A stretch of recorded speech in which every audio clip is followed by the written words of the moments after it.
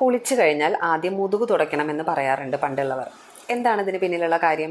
അതായത് നമ്മുടെ ശരീരത്തിൽ രണ്ടവസ്ഥകൾ നിലനിൽക്കുന്നതായിട്ട് പറയപ്പെടുന്നുണ്ട്, നന്മയും തിന്മയും.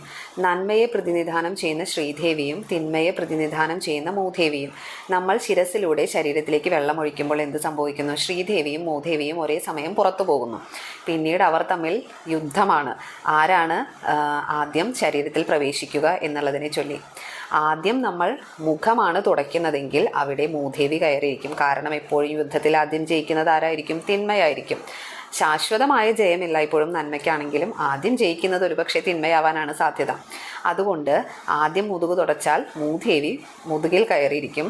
പിന്നീട് മുഖം തുടയ്ക്കുകയാണെങ്കിൽ ശ്രീദേവി മുഖത്തിരുന്ന് വിളങ്ങും. അപ്പം ശ്രീയായി വിളങ്ങും എന്നാണ് പറയപ്പെടുന്നത്. ഇനി ഇത് വെറും അന്ധവിശ്വാസമാണെന്ന് കരുതണ്ട, ഇതിന് പിന്നിലൊരു ശാസ്ത്രീയതയുണ്ട്. അതായത് നമ്മൾ ശരീരത്തിൽ വെള്ളമൊഴിക്കുമ്പോൾ ശരീരത്തിന് എല്ലാ ഭാഗങ്ങളിലും ഒരുപോലെ തണുപ്പ് അനുഭവപ്പെടുന്നുണ്ട്. ഏറ്റവും കൂടുതൽ അതായത് നമ്മുടെ മുതുക്, അതായത് നട്ടെല്ല് സ്ഥിതി ചെയ്യുന്ന ഭാഗത്ത് കൂടുതൽ തണുപ്പ് അനുഭവപ്പെടുന്നത് ഒരിക്കലും നല്ലതല്ല എന്ന് പറയും. കൂടുതൽ രോഗങ്ങൾക്ക് കാരണമാകാൻ സാധ്യതയുണ്ടത്രേ. അതുകൊണ്ട് ആദ്യം മുതുകു തുടയ്ക്കുമ്പോൾ നമ്മുടെ നട്ടെല്ലിൻ്റെ ഭാഗം ഡ്രൈ ആക്കുക, അതാണ് ഉദ്ദേശിക്കുന്നത്.